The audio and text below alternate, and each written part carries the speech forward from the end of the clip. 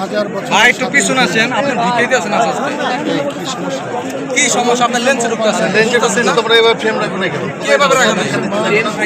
আপনার ক্যামেরা কোথায় জানি? আছে ক্যামেরা আছে। আপনার ক্যামেরা আরে ক্যামেরা এই যে এখানে এখানে ক্যামেরা। তাহলে আপনি আমার সাথে কথা বলুন। আপনার ফ্রেমে ঢুকতে আছেন। ক্যামেরা তো নাই ভাই, আপনি শুধু ঢুকে আছেন কেন? হ্যালো। জন্মের পরে মৃত্যু যেমন স্বাধীনতা তেমনি, কিন্তু বিজয় মাঝে মাঝেই আসে।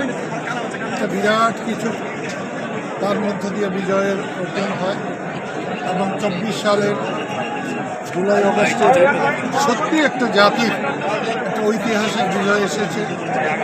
এই দেশ মানুষের দেশ, সেই দেশকে মানুষের চাহিদা মতো পরিচালনা করা হয় আপনি না। আবার কই ঢোকেন? তার কারণেই মানুষের বিক্ষোভের কারণে বৈষম্য বিরোধী আন্দোলনের সফলতা এসেছে।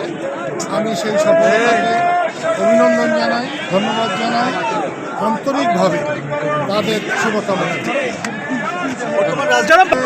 বাংলাদেশের স্বাধীনতা এসেছিল নির্বাচনের রায়কে অস্বীকার করার মধ্য দিয়ে।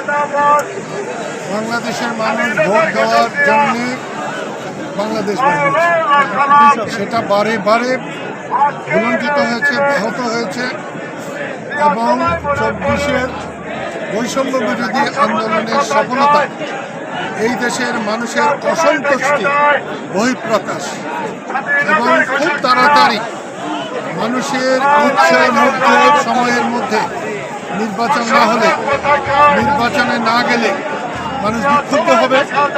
শেখ হাসিনার প্রতি যেমনি বিক্ষুব্ধ হয়েছে, তার চেয়ে হয়তো বেশি ক্ষমতাবান থাকে সেই ইতিহাসের মহানায়ক শাস্তি চায়, কিন্তু সেটা সত্য নয়।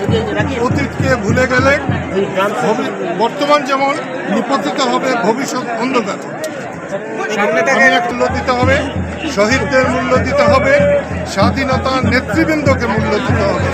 তাদের অস্বীকার করে আমাদের ভবিষ্যৎ ভালো হবে না। এই ক্ষেত্রে আরো বলবো, সারা বাংলাদেশের অর্ধেকটা পুড়ে জ্বলে চারখার হয়ে যেত, কিন্তু বঙ্গবন্ধুর জাদুঘর পোড়া মানে অসভ্যতার শেষ সময় আমরা পৌঁছে গেছি। হালাকু খান, চেঙ্গিস খানেরা মিশর সভ্যতাকে ধ্বংস করার জন্য তারা মিশরকে জ্বালিয়েছে।